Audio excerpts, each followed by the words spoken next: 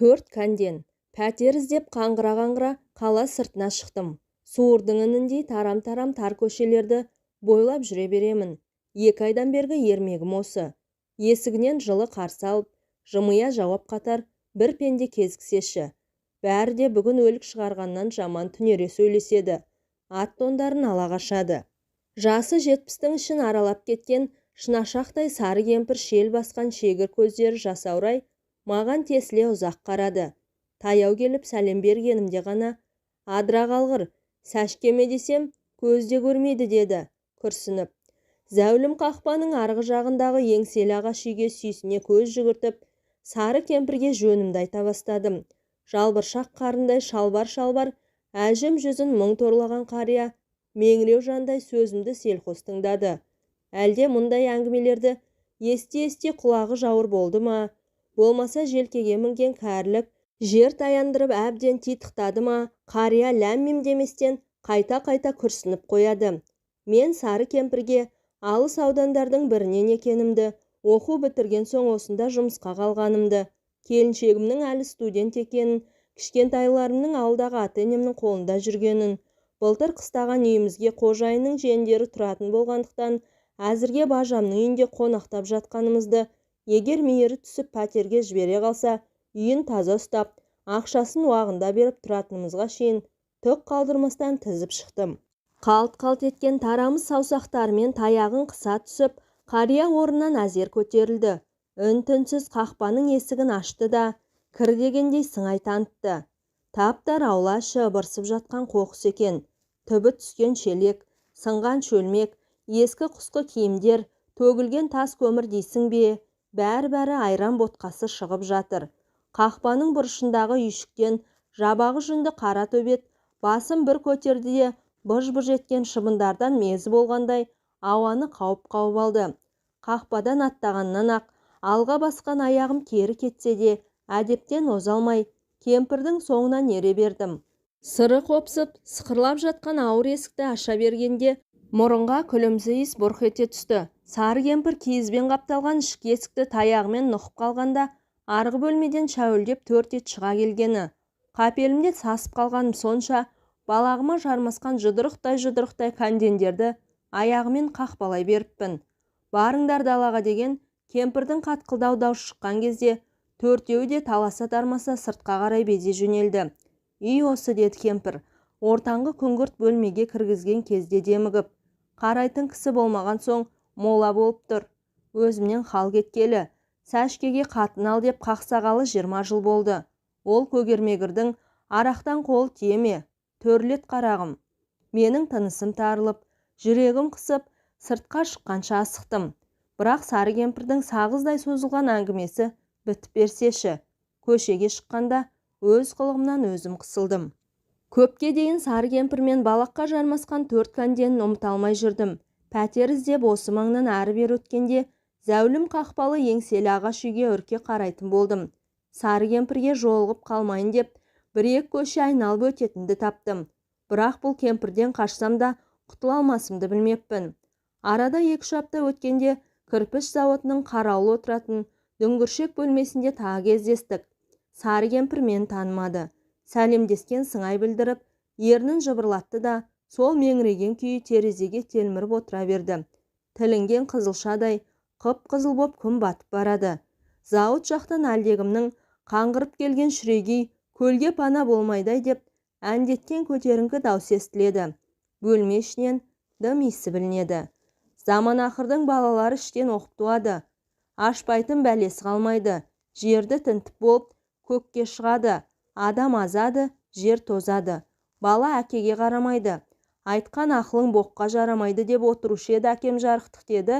Сары кемпір әлден уақытта маған емес, батар күнмен тілдескендей сыртқа тесілген күйі, жүзінде бұрмастан таусыла сөйлеп, тозған дүние. Кемпір ауыр күрсінді. Мен де күрсіндім.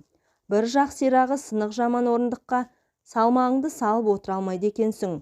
Үстелге шынтақтаған күйі өзімен бірге ала келген жұдырықтай радио қабылдағышымның құлағын бұрай бастадым. Үстел үстінде жатқан шүберек дорбадан жас тоқаштың иісі мұрынға келген сайын қарным шыр-шыр етеді. Тоқашты алып жеуге кемпірден қысыламын. Ойламайын десем, сілекейім шұбыртып әкетіп барады. Пәтер іздеудің әлегінен уақытылы ас ішуді де ұмыттық. Айналасы 2 айдың ішінде жақ жүнім үрпиіп, көзім шүңірейіп, жүйкем жұқарып бітті. 25-ке келгенше басыма баспана бұйырмаған. Маңдайыма да болмаса 15 жыл кітап кеміріп оқымысты боламын дегенде, алар айлығым 200 сомнан аспай, 2 балам мен келіншегімді асырауға жетпейтінін сезбеген, жетесіздігіме өкпелеймін бе, әйтеуір қай иттен өш аларымды білмей, діңкем құрып, сіркем су көтермей отыр. Оның үстіне 8-ші кластан соң оқуды тастап, сауда қуып кеткен бір кластасымның қазір 6 бөлмелі үйі, астында Волгасы барын келіншегім жиі есіме салып, онсыз да іштегі қыз қайнаған отқа май құя береді. Қарағым-ай, 70-ке келіп жер таянған шағымда қарауыл боп қақшаңдаймын деп ойладым ба? Осы кемпірге не жетпейді деп жиырылып отырған шығарсың. Заман ақырдың қарттары да қағынған деп отырушы еді. Менің Шәкен деген бір қайным. Сол айтқандайын қағынбайын десең де шарасыздан қағынады екенсің. Әйтпесе арқаға дорба асынып алып, елдің боқтығын қопарып, шөлмек жисам да өлмеймін ғой. Бірақ сары кемпір тағы күрсінді. Мен жаман радио қабылдағышымды әрі-бері шұқылап, сары кемпірдің сағыздай созылар ұзақ әңгімесі басталмас екен деп тілеп отырмын. Әке шешең бар ғой. Кемпір аяқ астынан сөзді басқа арнаға бұра салды. Әлгінде ғана көкірегін күйік өртегенде күйзеле сөйлесе, енді лезде езуіне күлкі етіп, жүзін жылта қойды. Жоқ дедім ақырын ғана. Бағың бар бала екенсің деді кемпір, ызбарлы үнмен. Тұла бойым тоқ соққандай дір ете түсті. Рас айтып отырсыз ба дегендей аңтарыла қараппын. Кемпірдің жүзі сұп-сұр, қорқынышты, шүңірейген көзі жансыз, жағына пышақ жанығандай. Бағың бар бала екенсің, естімей қалды ма деген кісіше әр сөзін қадап отырып қайта айтты. Әйтпесе бірер жылдан соң кемпір шал мойныңа мінер еді. Жалғанда кәріні күткен жаман. Шеше байқұсқа сәбиін мәпелеген бақыт, балаға анасын күткен азап. Ана шіркін сәбиін өссе екен деп тілесе, іштен шыққан шұбар жылан, мәлкілдеп жатсаң өлсе екен дейді. Құдай ақы солай. Сары кемпір маған сұмдық сұрқия болып көрінді. Әр сөзі қарашаның желіндей жайсыз дейді. Бұрын байқамайды екем. Тістерді сойдиған құды мыстан кемпірдікі. Мына мыстаннан қашсам құтыла алмайтын болдым-ау. Неше ағайындысыңдар? Даусы да қырқыр етеме қалай? 4 апайым бар. Мына радионың құлағын бұрай бермей, соларға неге хат жазбайсың? Келін бар ма? Бар. Балаң бар ма? Бар. Баламды радионың құлағын бұрап бағып жүрмін де. Келін декретте шығар. Мен басымды шұлғыдым. Бәсе, апайларың қарасып тұра ма? Мен үндемедім. Баламай, қазір кімге кім қарасқандай? Өзім өлмейін деп жанталасқан ел. Бұрынғы береке, бұрынғы бірлік қайда? Менің бала күнімде. Сары кемпір ұзақ сонар әңгімесіне кірісті. Күн батып көз байлана бастаған соң тұрып жарықты қостым. Ақшам жамырай бастаған. Біз күзетіп отырған кірпіш зауыты түнде де жұмысын тоқтатпайды. Цех жақтан аспалы кранның зырлы мотордың дүрілі құлақ етті жейді. Кемпір әлі сөйлеп отыр. Бұл пенде дегенді қойсаңшы тәйірі. Құдайдан ананы тілейсің, мынаны тілейсің. Тойым, қанағат деген жоқ. Атам жарықтық айтып отырушы еді. Алладан бір ғана тілек тілеу керек, шын тілеу керек. Алла ол тілегіңді бермей қоймайды деп. Мен бала да, байлық та, бақ та тіледім. Маған бала берді. Қалғанын қимады. Ол үшін Құдайға күпіршілік қылуға болмайды. Анау мынау емес. Сайдың тасындай 5 ұлым бар. Шүкір, 5-еуін де аман есен өсіріп, ел қатарына қостым. Еңгезерде милиция капитаны екпіндете кіріп келгенде, енді ширатыла бастаған әңгіме кілт үзілді. Мұртты қара телефонға жармасты. Сөзі де, көзі де суық. Тыныштық па деді бейне бір тыныштыққа наразы жандай. Бірнеше жерге телефон шалды. Содан соң ұмытпай сағат сайын пультқа белгіленіп отырыңдар деді де жөнелді. Мұқашым Науасыбірдегі ауыл шаруашылық институтын бітіріп, сонда мұғалім болып қалып қойған. Әлі күнде сонда. Ақан омбыда оқыған. Военный. Қазір Мәскеуде.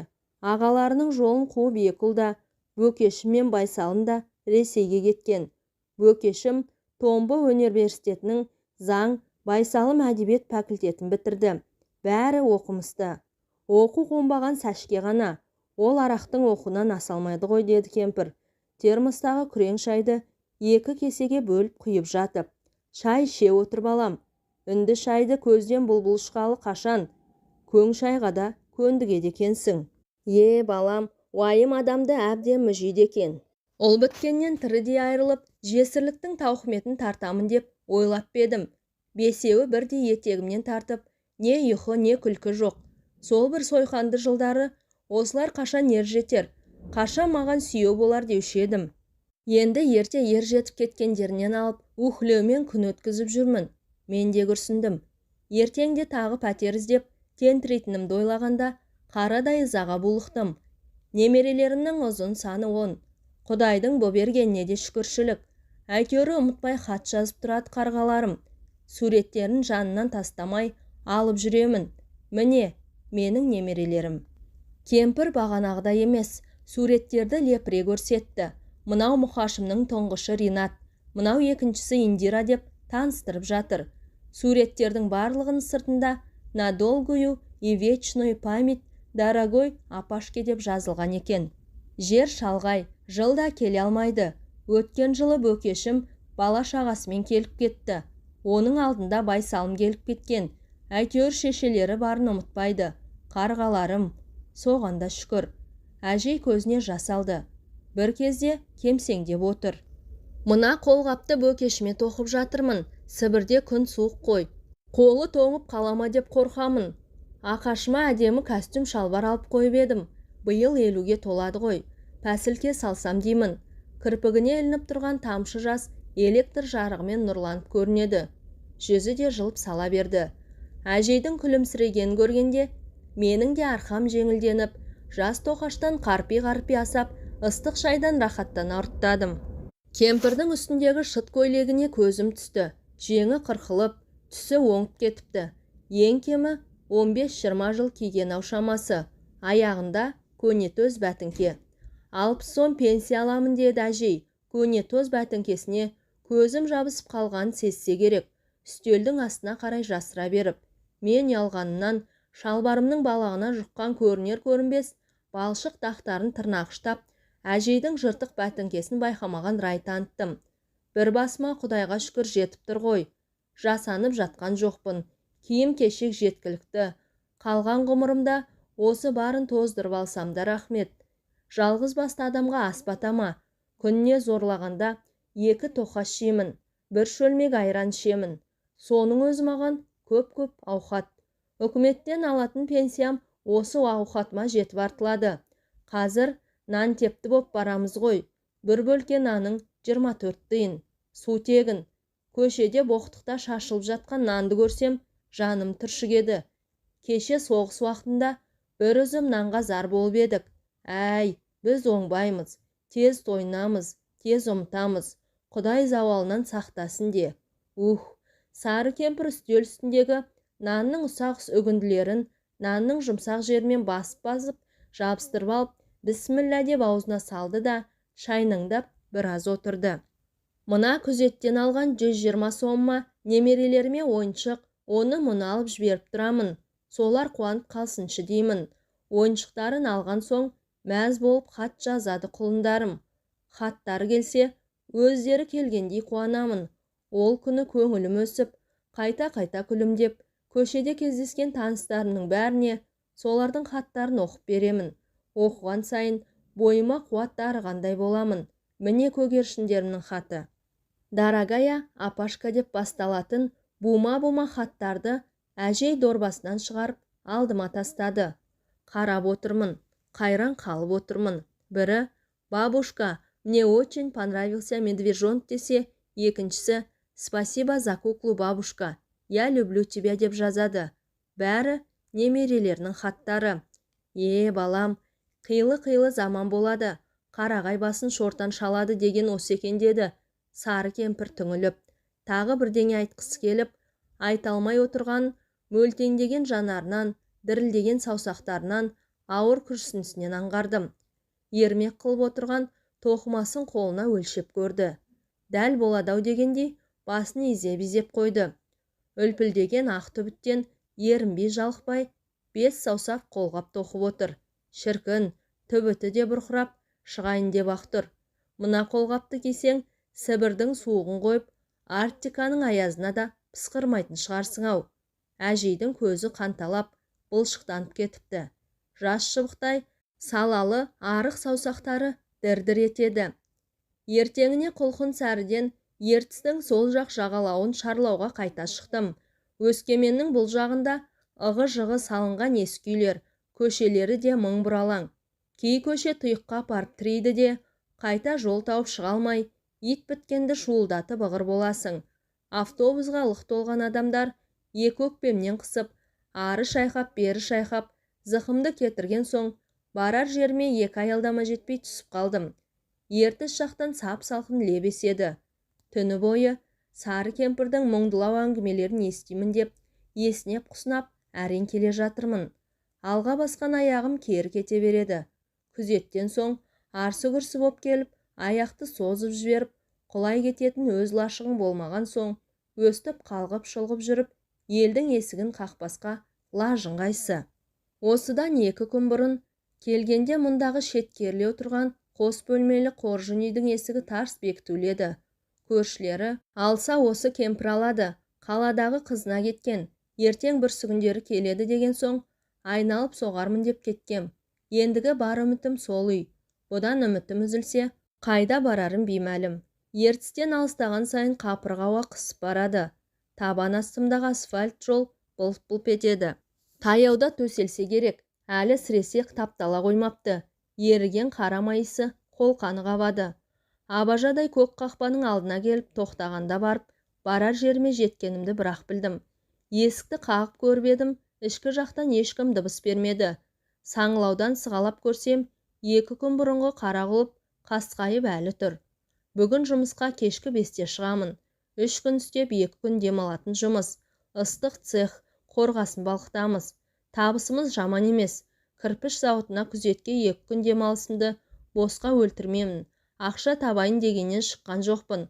Тұратын баспана болмаған соң, амалсыз орналаса салып едім.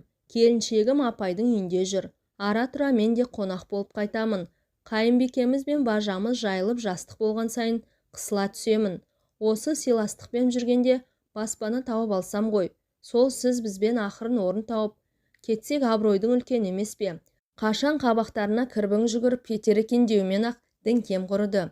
Қалың қарағаштың түбіндегі орындыққа барып тізе бүктім. Денем дел сал. Қазір сағат тура 12. Әлі 2 сағат күте тұруыма болады. Не істесем екен, Кемпір неге кешікті? Түні бойы сары кемпірдің таусылмас жырын тыңдағанша неге мызғып алмадым екен? Тух, көзіме ұйқы тығылып отырғанын қарашы. Қой, ұйықтап қалып жүрмеймін. Бәрібір көзім ілініп кетіпті. Түсімде пәтер іздеп жүр екен деймін. Шым-шытырық бір көше. Қайдан келіп қайда тұрғаным белгісіз. Бір сәт айналаны түнек басып кетеді. Көңіліме үрей алады. Тынысым тарылады. Сол екі арада қайдан келгені белгісіз 4 кәнден шыға келеді де балағыма жармасады. Сасқанымнан 1-2-ін теуіп те жібердім. Қаңқылдаған ит даусы миыма біз тыққандай болды. Ояна келсем түсім. Жүрегім тас төбеме шықты. Расында да қарсы беттегі көк шатырлы үйдің ауласында бір ит өлердей қыңсылап жатыр екен. Мына ұқсастықты қара. Бет басымды ұйқалап, ұйқымда шалмай біраз отырдым. Жұмысым есіме түсіп, сағатыма жалт қарап едім, 4-ке жарты кетіп қалыпты.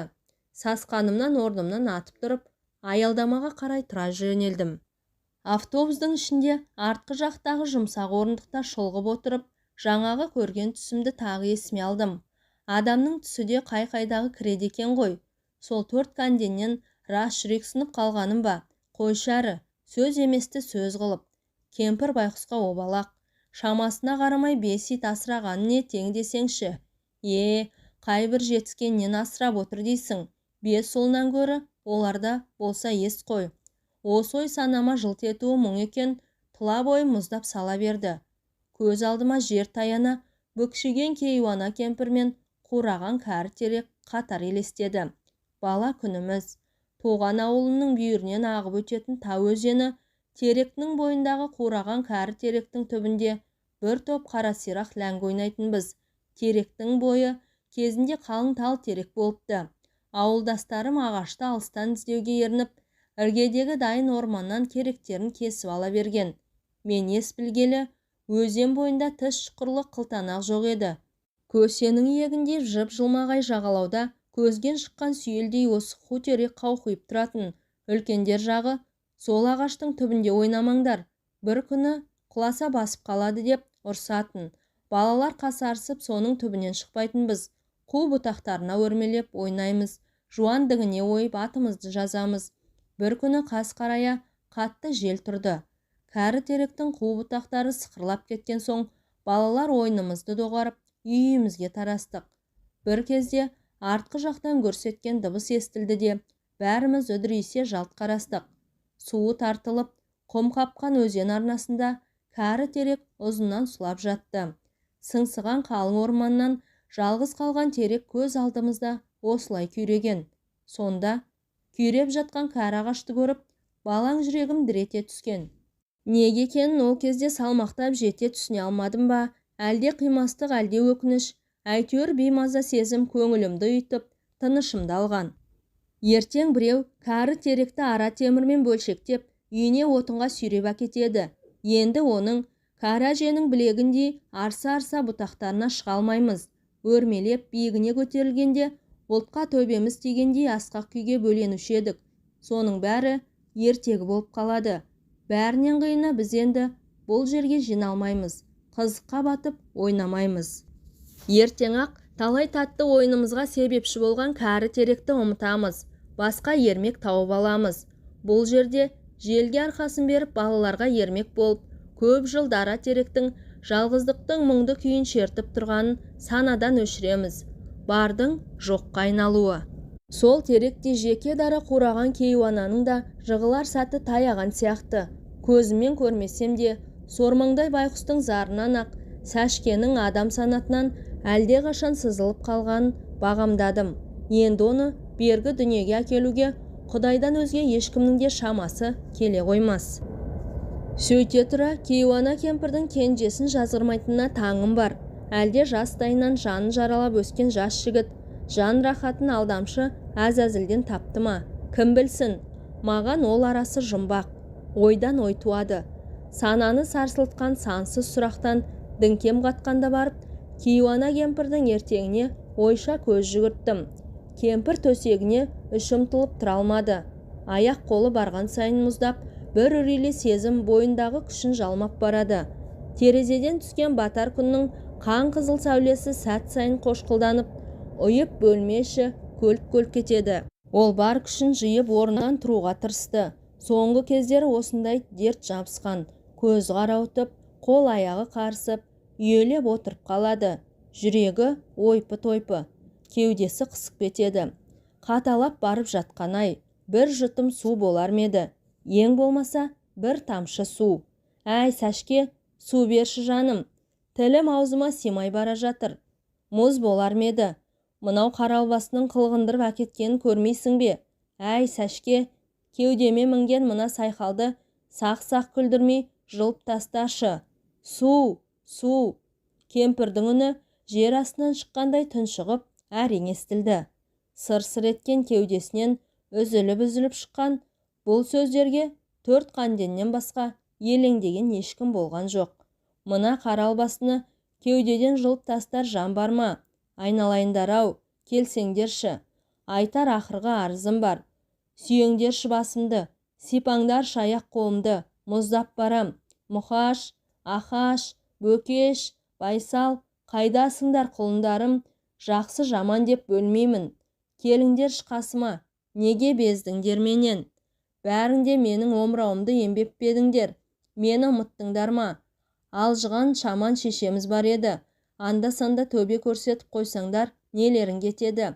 Әлде уақыттарың жоқ па? Иә, тірі адамның тіршілігі бітуші еді. Жоқ қой, қайдан болсын уақыттарың?